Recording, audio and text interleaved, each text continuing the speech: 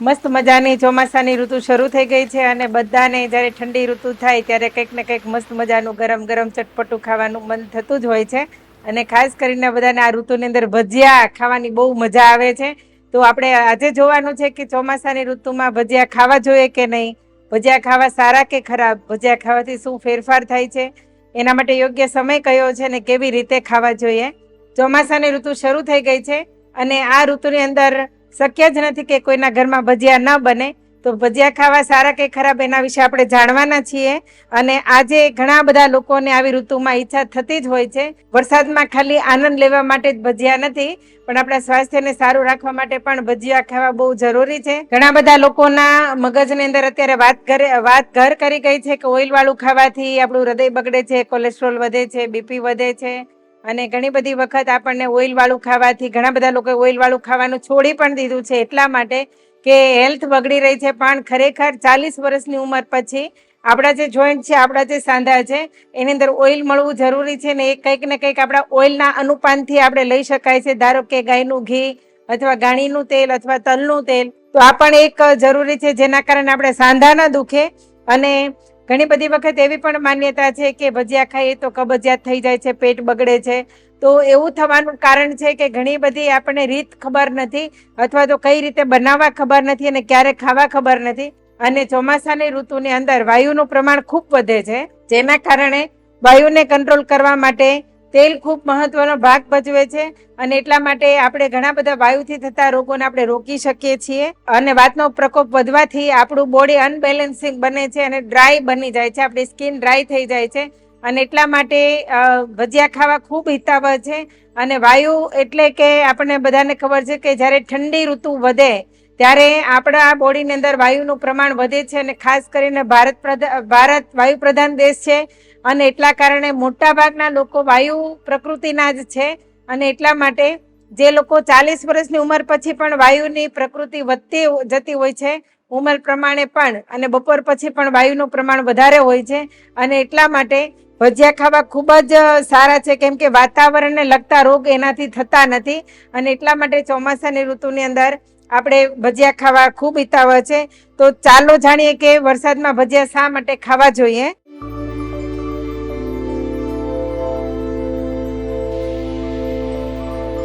તો સૌથી પહેલા તો ભજીયાની અંદર ચણાનો લોટ વાપરવામાં આવે છે. અને ચણાનો લોટ એ આપણા સ્વાસ્થ્ય માટે સારો છે, કેમ કે પચવામાં ખૂબ જ હળવો છે અને કફ પ્રકૃતિને પણ મેન્ટેન કરે છે. એટલા માટે ઘણી બધી વખત આપણને એવા પ્રશ્ન થાય કે ભજીયામાં ચણાનો લોટ વધારે ખાઈએ તો આપણા પેટમાં ગેસ અને કબજિયાતને અપચો થાય છે.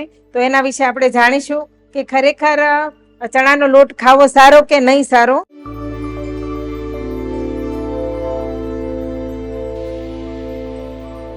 કેમ કે આપણે ચણાના લોટમાં જ્યારે ભજીયા બનાવીએ છીએ ત્યારે એને ડીપ ફ્રાય કરવાના હોય છે, તળવાના હોય છે, જેના કારણે આપણી માન્યતા એવી છે. પણ ખરેખર ચણાનો જે લોટ છે એ કફ નાશક છે, એનાથી કફ કંટ્રોલ થાય છે. ને એટલા માટે જ્યારે ચોમાસાની ઋતુની અંદર આપણને તાવ, શરદી અને ઉધરસ થતી હોય છે અને ત્યારે કફનું પ્રમાણ જ્યારે વધતું હોય છે, તો આ કફને કંટ્રોલ કરવાનું કામ કરે છે ચણાનો લોટ. અને એટલા માટે ચણાના લોટમાં બનેલી વસ્તુ જ્યારે વધારે પડતું ઠંડુ વાતાવરણ હોય અને વરસાદનો માહોલ હોય ત્યારે ખાવી ખૂબ જ હિતાવહ છે અને સારી છે.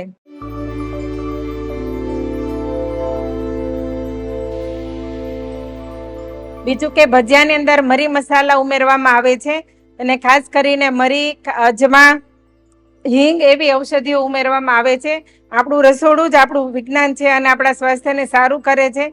તો અત્યારે જે આપણે ભજીયાની અંદર જે મસાલાઓ ઉમેરીએ છીએ તે ઉદ્દીપક છે, આપણું પાચન રેડી કરે છે અને અંદર શરીરની અંદરથી હીટ બેલેન્સ કરે છે, જેના કારણે ઇલેક્ટ્રોલાઇટ બેલેન્સ બની રહે છે. અને એના કારણે વાતાવરણમાં જ્યારે ઠંડક હોય છે ત્યારે શરીરની અંદર ગરમી ઉત્પન્ન કરવી ખૂબ જરૂરી હોય છે.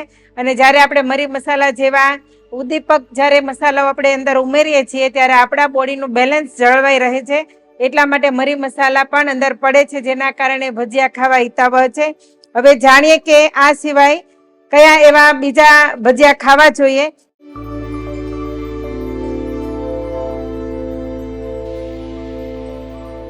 મેઇન ઇન્ગ્રેડિયન્ટ્સ જ આપણું મેથી છે. મેથીના ભજીયા જ લગભગ બધાને વધારે ભાવે છે.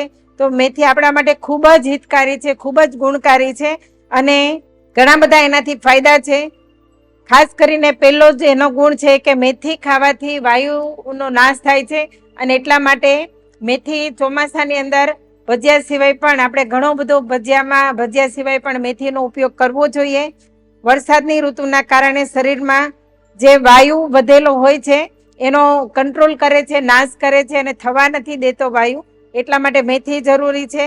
અને ખાસ કરીને મેથી આપણા બોડીમાંથી ટોક્સિનને બહાર કાઢવાનું કામ કરે છે.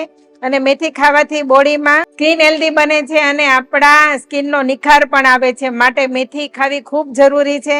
વિટામિન સી નું પ્રમાણ પણ એનામાં વધારે છે, અને વિટામિન સી પણ આપણી સ્કિનને ડિટોક્સ કરે છે, ગ્લો લાવે છે. એટલા માટે મેથી, અને ખાસ કરીને મેથી એનર્જી યુક્ત છે. મેથી પોતાના રીતે સ્વાદમાં કડવી છે, અને કડવો સ્વાદ અત્યારે જ્યારે કસાય એટલે કે આપણો જે બોડીમાં અત્યારે હાલમાં જે રોગ પ્રતિકારક શક્તિની જરૂર પડે છે, આ મેથીમાંથી આપણને પૂરતા પ્રમાણમાં મળે છે.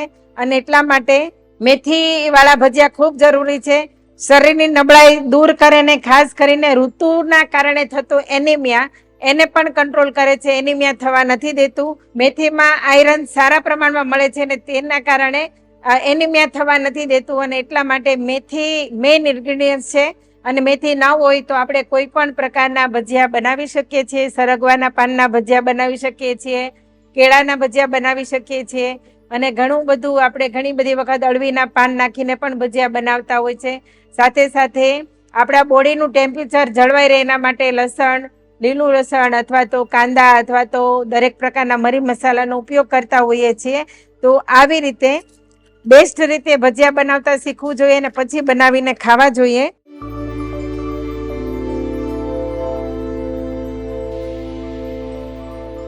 બીજું કે સરગવાના પાનના ભજીયા પણ આપણા માટે ખૂબ જ હિતાવહ છે. ઘણી બધી વખત આપણને મેથી અવેલેબલ નથી હોતી, પણ આપણી આજુબાજુમાં કોઈ સરગવાનું ઝાડ કે છોડ હોય છે તો એના પાનથી પણ આપણે ભજીયા બનાવી શકાય છે.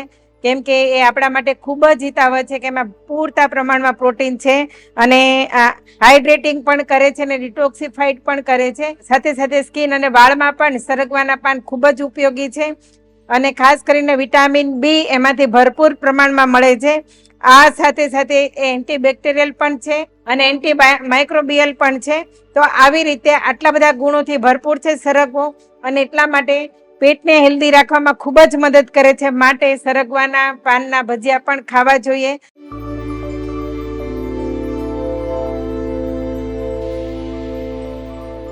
અને ત્યાર પછી છે કેળાના ભજીયા. ઘણી બધી વખત આપણને બટાકા પૂરી વધારે ભાવતી હોય છે, પણ બટાકા આપણા માટે સારા નથી. કેમ કે એમાં સ્ટાર્ચનું પ્રમાણ વધારે હોય છે, અને ખાસ કરીને અપચો ઊભો કરે છે, ગેસ બને છે, અને બટાકા વાયુવર્ધક છે, પચવામાં પણ થોડાક અઘરા છે, કેમ કે એની કેલેરી વધારે આવે છે. માટે બટાકાના ભજીયા આપણા માટે હિતાવહ નથી. પણ કાચા કેળાના ભજીયા જ્યારે આપણે ખાઈએ છીએ ત્યારે આપણને ઘણા બધા એમાંથી ફાયદા થાય છે. કેળામાં પોટેશિયમનો ખજાનો પણ ભરપૂર છે, અને સાથે સાથે એક્ટિવ પણ રાખે છે. વિટામિન B6 અને વિટામિન સી કોશિકાઓને પણ પોષણ આપવાનું કામ કરે છે. અને આ કેળા એની અંદરથી પૂરતા પ્રમાણમાં ફાઈબર અને સ્ટાર્ચ પણ મળી રહે છે. આંતરડામાં કોઈ પણ પ્રકારની અશુદ્ધિ રહેવા નથી દેતું. કહેવાનો મતલબ એવો છે કે કબજિયાત થવા નથી દેતું. પેટ સારી રીતે સાફ કરે છે. તો આવી રીતના કાચા કેળાના ભજીયા આપણા માટે ખૂબ જ ઉપયોગી છે.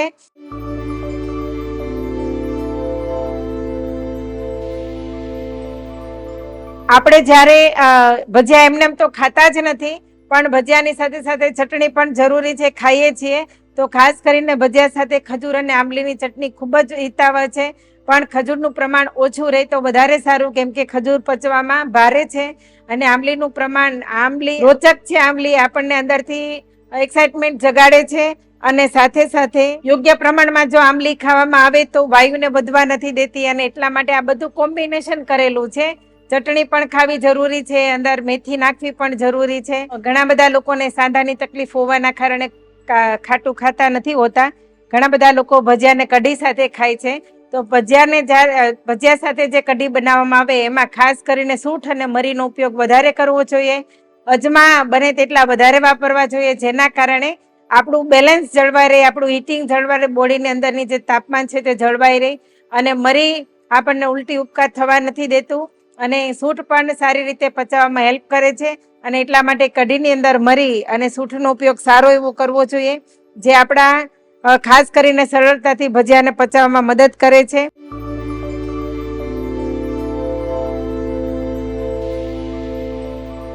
હવે આપણે જાણીશું કે ભજીયા ખાવાનો શ્રેષ્ઠ સમય કયો છે, અથવા તો ક્યારે ખાવા જોઈએ, ગમે ત્યારે ખાવા જોઈએ કે એનો કોઈ પર્ટિક્યુલર ટાઈમ છે.